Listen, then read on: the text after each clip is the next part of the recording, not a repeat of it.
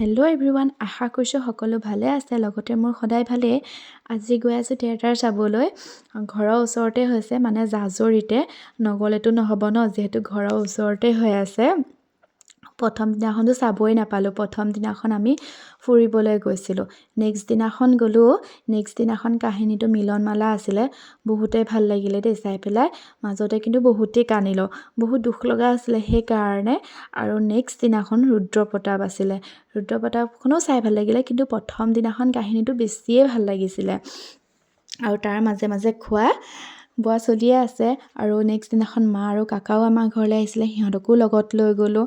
এয়া দেখিছে নহয়, কিমান ধুনীয়া লাগিছে। আপোনালোককো অলপমান দেখুৱাই দিছোঁ, কিন্তু মিউট কৰি দিছোঁ, নহ'লে যেন কপিৰাইট লাগি যায়।